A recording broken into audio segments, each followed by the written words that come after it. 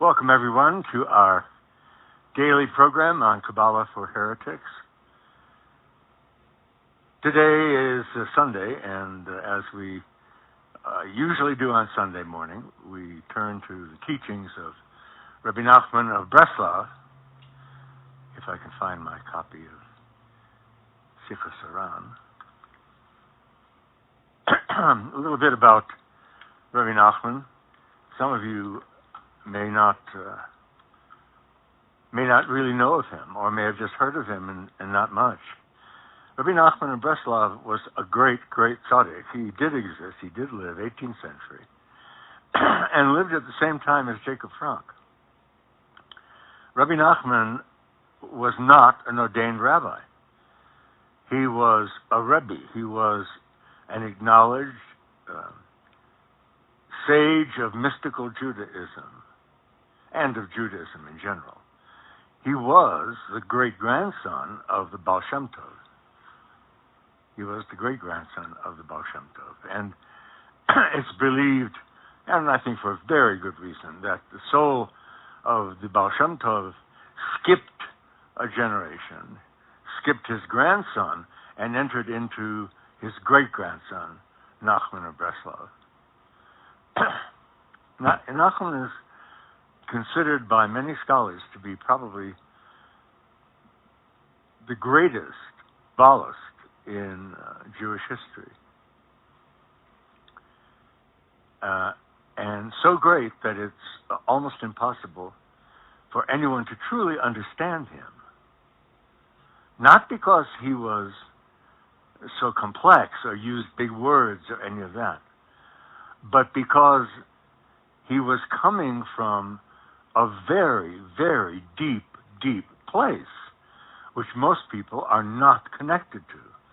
And his mission was to bring up the wisdom of that place out into consciousness. And for this, of course, he was rewarded by his fellow rabbis with great contempt and hostility. It's often said that it had not been for the fact that he was the great-grandson of the Baal Shem Tov, he would have been excommunicated. He was all but excommunicated in any case. Every town that he tried to establish a foothold in, to establish a community in, the rabbis drove him out. Literally. It's hard to remember because he's been so popular and such a folk hero, particularly among the New Age people who really don't understand a damn what he's saying, but think they do, and want to make him another love muffin and so forth, which he was not. On the contrary.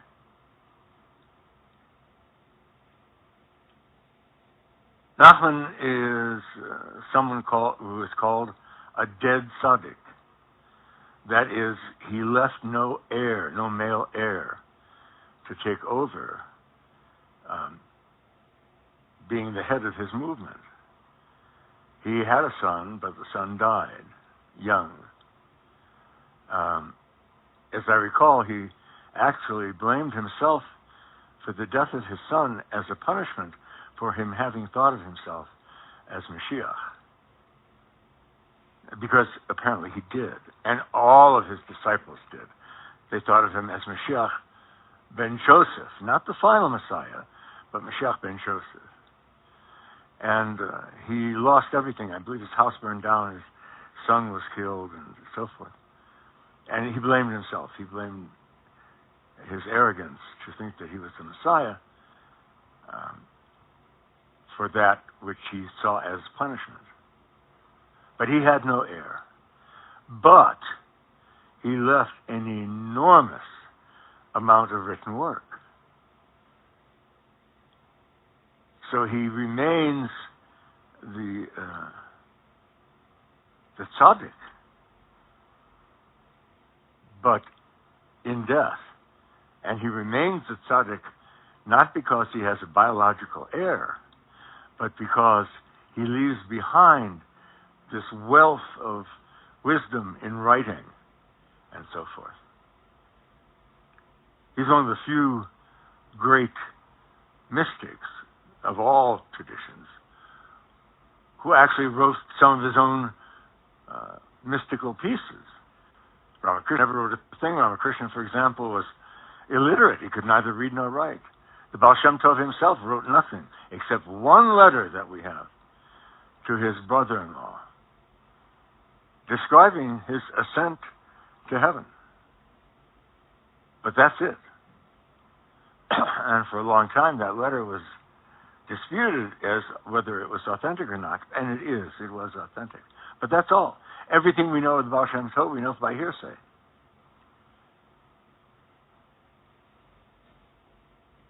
Now, his great-grandson, Rabbi Nachman, we know of by hearsay also, but even more, we know because there were those around him, like Rabbi Nosson, his greatest disciple, who followed him around the way Boswell followed Johnson around, and wrote down everything that Rabbi Nachman said and did, as he said and did them. So that's a very valid record of the teachings and activities of Rabbi Nachman, as well as the folk tales about him that also emerged. But in addition, he wrote Sichos Haran, not Sichos Haran. Anyway, he wrote two great works, profound mystical works from his own hand. He was enormously well educated, self-educated, brilliant, absolutely brilliant man, both intellectually and spiritually. He also, according to some scholars now, modern scholars, suffered from manic depression, which is very common among Hasidism, among Hasidim. Sabbatai Zevi, you can see his behavior was, quote, manic depressive. Even the Baal Shem Tov went into periods of great ecstasy. The thing is that Nachman apparently suffered from it. He suffered consciously from these extremes of high and low, and found it difficult to accept in himself, as did Sabbatai Zevi, by the way.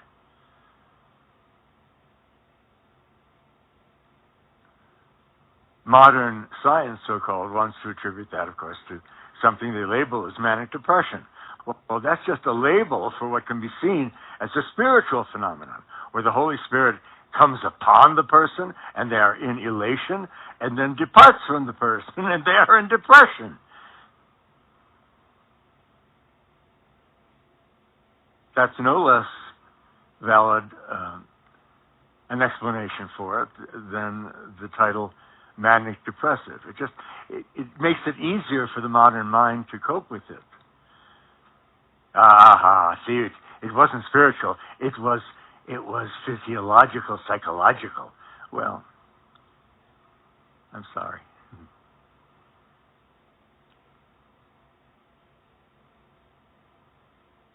The difference being between a so-called manic depressive like Sabbatai Zevi and a so-called manic depressive like Nachman and so forth, is what came out of it from them. I mean, in the soul on the street who is afflicted by bipolar depression, these extraordinary highs and lows are suddenly they're running around telling everyone they're Jesus and so forth, and then they crash, and they're just in a pit of depression. The problem is nothing comes out of them of any spiritual value to anyone else. That's because with them it is entirely an affliction. But the fact is that with Nachman, when he was in these highs, whether you want to call them the mania of manic depression or whatever, these magnificent works of the soul came pouring out. It wasn't just babbling and nonsense. I hope you're following me. And the same is true of Sabbatai Zevi to some extent. Sabbatai Zevi wrote nothing. Everything that we attribute to Sabbatai Zevi was written by and interpreted from his behavior by his principal disciple, Nathan of Gaza.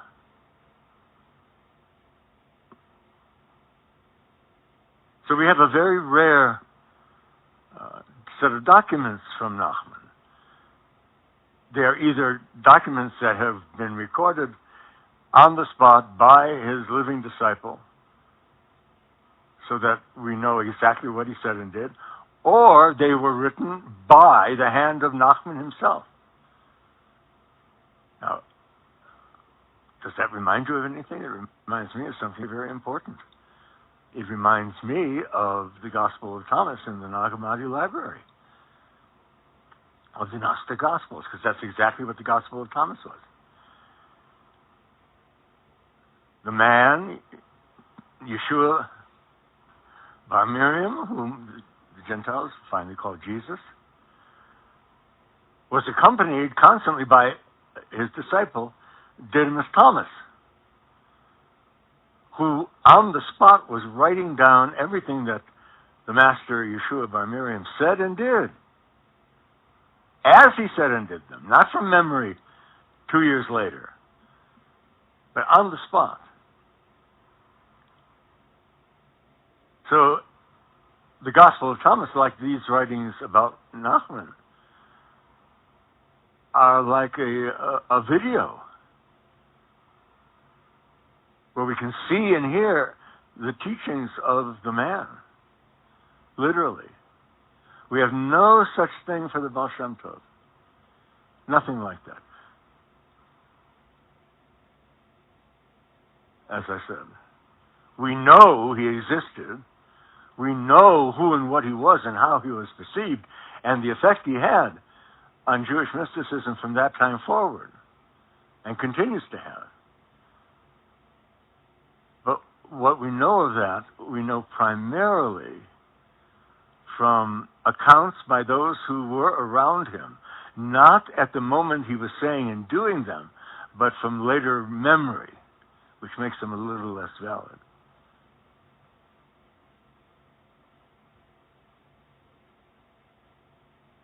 Nachman for me was always, from the very beginning of my spiritual pursuit, and especially my deeper entry into Hasidism, Nachman was always a principal figure for me, even more than his great-grandfather, the Baal Shem Tov.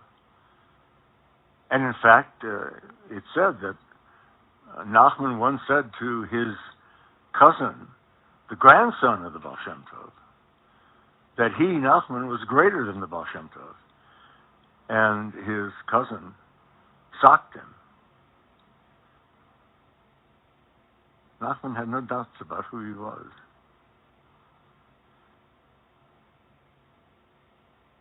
Nachman took on a very particularly important aspect in my work, my Jungian work, with my mentor, James Kirsch, who just happened to be a Jungian authority on Nachman. Now, get this. That's not why I came to James as my mentor. I came on the suggestion of someone who was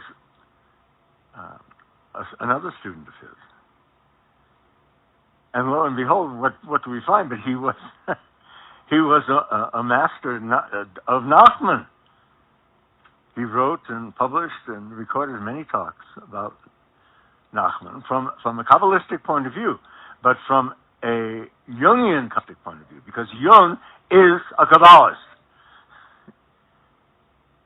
I won't even discuss that. It's just so.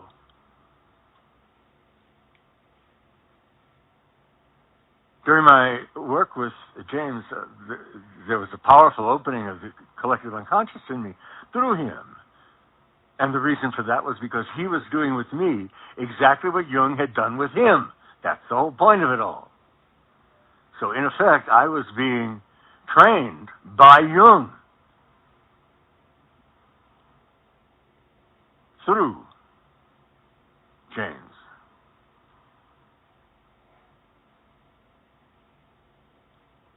And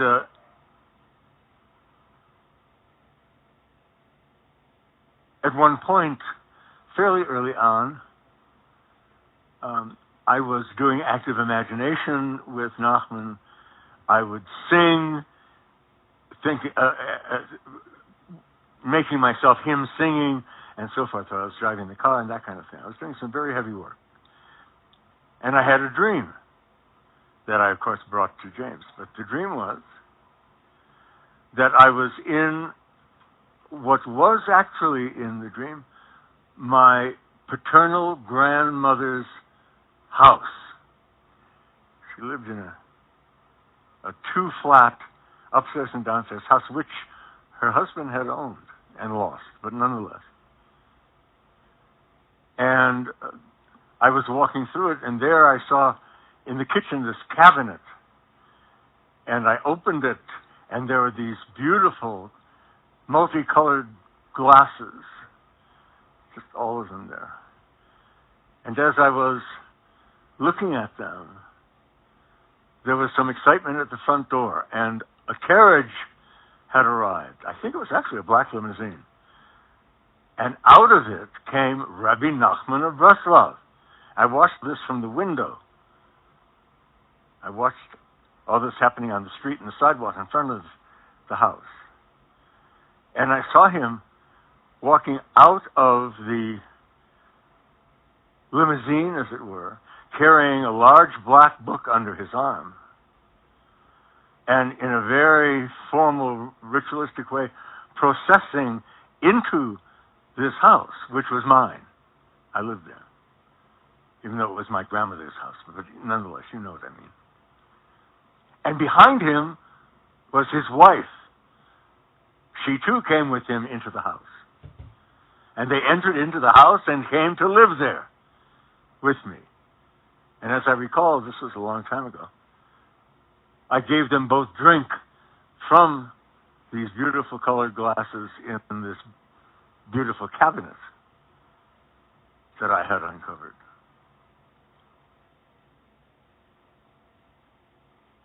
Well, of course, if you know anything about Jungian dream work and about my mentor in particular, he took this to mean that the soul of Nachman had indeed entered me, because I was invoking it so strongly and had been for so long.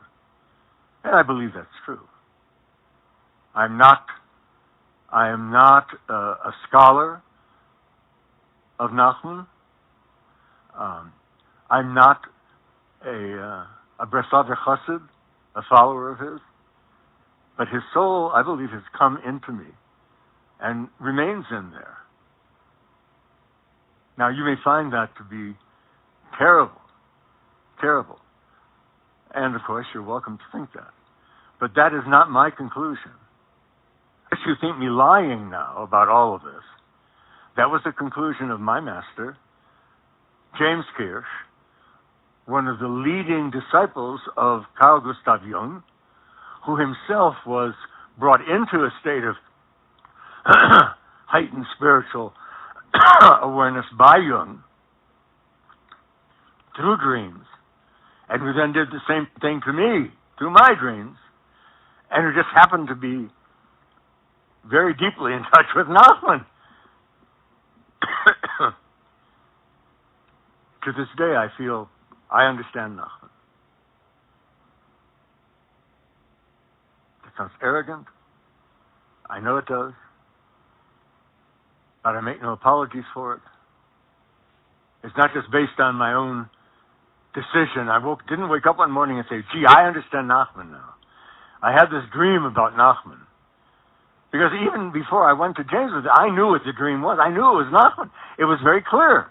Oh, and he was wrapped in a Torah as he walked into the house.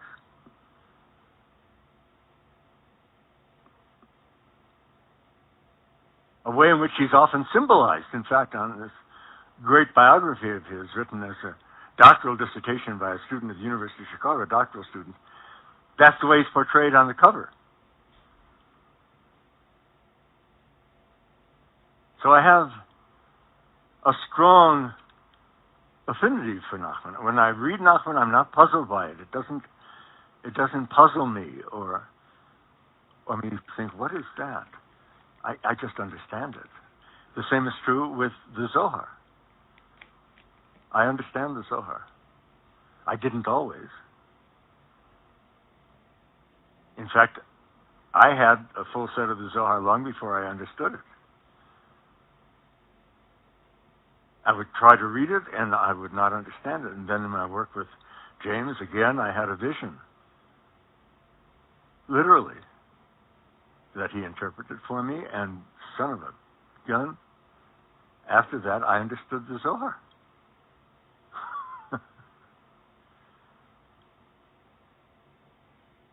Well, with all of that, let's get into Nachman, where we left off on the last Sunday that we were talking about him.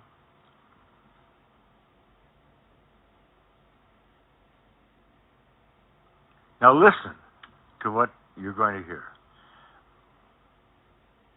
My eye immediately falls on this, which is so illustrative of exactly what I was talking about. This is from Nachman's mouth. The Talmud teaches us that God asks, who rules over me? Listen. God himself asks, who rules over me? And he answers, it is the tzaddik. Rabbi Shalom.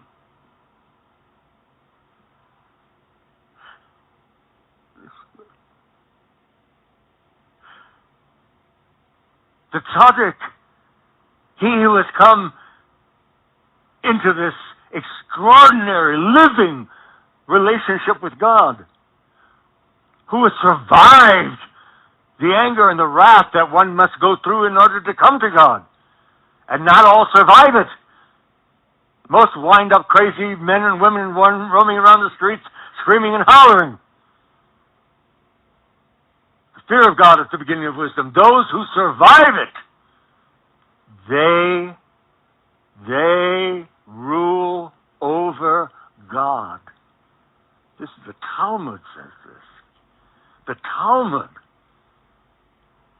considered by all Jews, Orthodox, religious Jews, to be the greatest source of Torah, even greater perhaps than the scrolls themselves. It says, the Talmud teaches us that God asks, who rules over me? And he answers that it is the tzaddik. We who struggle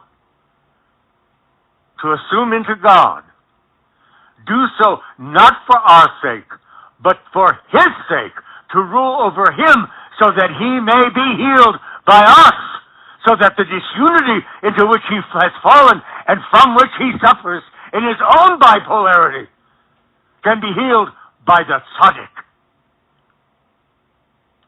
which is what's meant by ruling over him. Oh, please, God, let them have shivers going up and down their spines.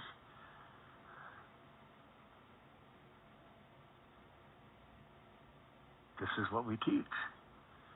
We are not here, man is not here to improve himself or the world, but rather to heal God. But why doesn't God do it for himself? Because he is the illness. It cannot cure itself. It needs something outside of itself, a mirror, by which to heal itself. And it was for that purpose he created man as an afterthought. Wouldn't you think if the world were created for man, man would be created first, and then all the wonderful things that he's given would be created after him? That is not the way it happened. First, God created the stars and the planets and the oceans and the mountains. No mankind, no man, no woman, no nothing.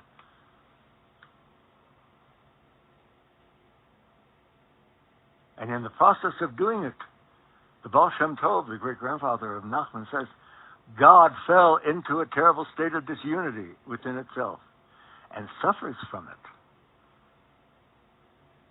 And it was then, when it realized what it had done to itself, this great consciousness, because God is pure consciousness, God is energy, not entity.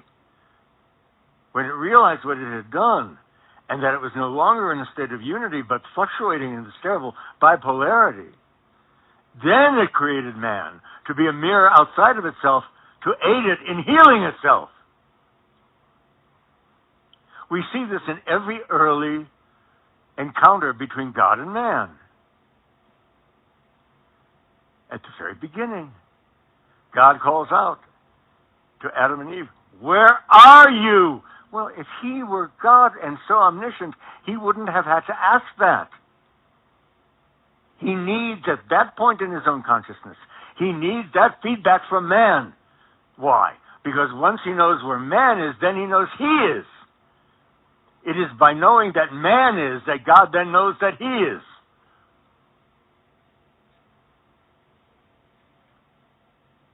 When Moses encounters God at the burning bush, one of the first questions God asks him, "What is that in your hand?"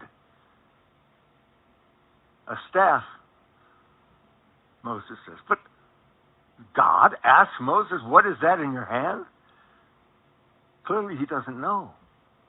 And he's learning from this encounter with Moses about these kinds of things. So it says, the Talmud teaches us that God asks, "Who rules over me?"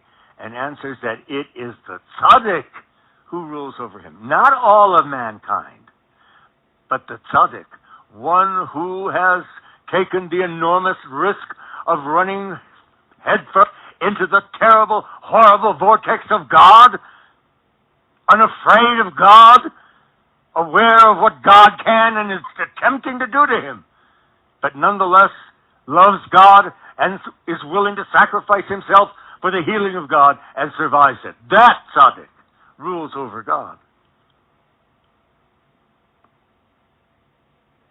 Then, to elaborate on that, Nachman says, he, the tzaddik, casts his grudge upon God. The tzaddik is, quote, upon God, for the tzaddik can even rule over God. Now, you've not heard that before. Here you hear it now. Literally from the mouth of Rabbi Nachman of Breslov. He casts his grudge, God does, upon the tzaddik, the one who is upon God. He is hostile and does not draw near to the tzaddik.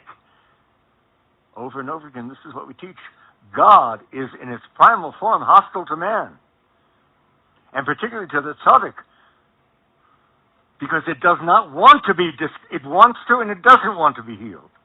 We see this in modern day people who suffer from depression and manic depression. They want to be healed, but they don't want to be healed because there is what's called secondary gain. They get the affection and the love and the caring and the help of people because they are sick. And their fear is, if I stop being sick, people will be loving me. God suffers from the same thing with the tzaddik. This is why the life of a tzaddik is a dangerous thing. The life of a tzaddik is not a bowl of cherries. The life of the one who presumes to teach in the voice of God, the one who presumes to be a healer of God for the sake of God, is running a dangerous game and is willing to run it. Oh, yes, yes, yes. I know. Oh, yes, you say. Oh, I know. Oh, I know. But the minute they are indeed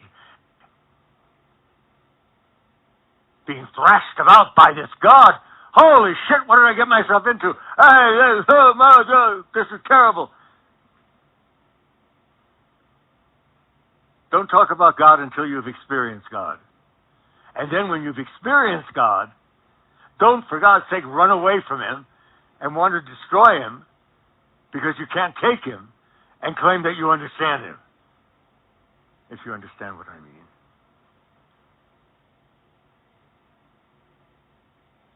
God casts his grudge upon Adam. God carries a grudge against man. Holy shit. This also, I guarantee you, you've not heard.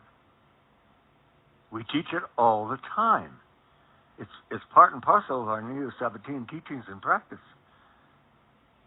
God, Yahweh God, not Son of God, not the Mashiach, is not standing there with his arms open saying, "Come to me, little children." What he is saying, what Yahweh is saying, is, "Get the hell away from me. I'll kick the shit out of you if you come near me." Yahweh. We see this clearly in dreams and visions. And here it says it.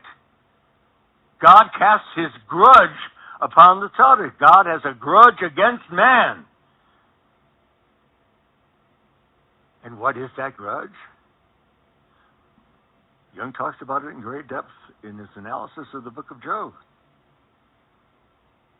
God is jealous of man because God knows that man can in fact heal him. He wants to be healed and he doesn't want to be healed. And that part of God who cannot conceive of anything being in judgment of him despises man and keeps man away.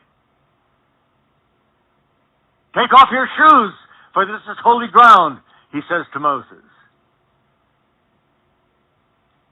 He's keeping Moses at a distance. Again, during my work with James, I had a very archetypal dream about exactly this. I dreamt that I was selling telephones, the old kind with the cradle, you know. And I came upon this farm, and there was this old farmhouse sitting there with the front porch, and the husband and the wife were sitting on rocking chairs on the front porch, and I was approaching them, calling out to them, "Hello, I have something I want to share with you." And the man got up with a rifle and said, "Don't you come near, I'll kill you." And I said, "I only want to show you this communication device." "No, I'm going to kill you." And he really is. And I nonetheless kept walking toward him until I was standing right in front of him, holding that gun at me, the rifle. And I said, "See? Look." And I lifted the receiver, put it down. And he said, "Well, you see." And he tried it himself and smiled and understood it for what it was. But let me tell you, he could have literally killed me at any moment as I walked toward him. And he was threatening to kill me. But I had healing to bring to him. I had this communication between man and God, the telephone, where an invisible voice speaks to each other, where two invisible voices can speak to each other. I had that for him. And even death was not going to stop me from bringing it to God Almighty.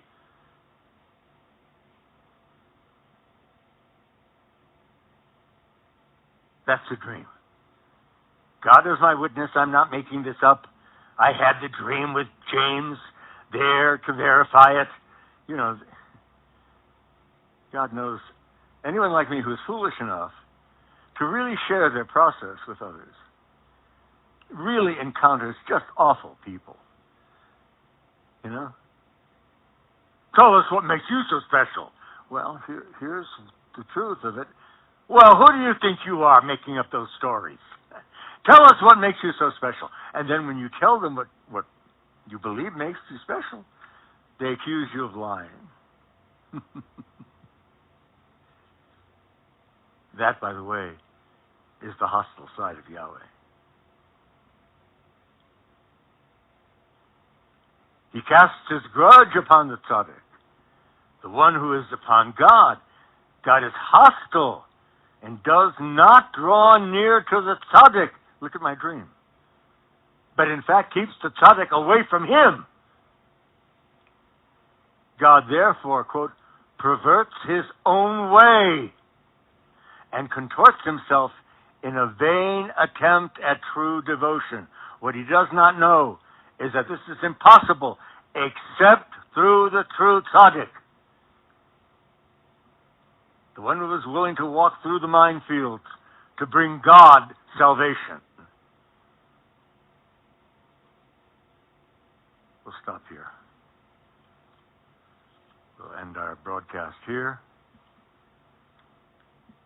We'll continue with this next Sunday.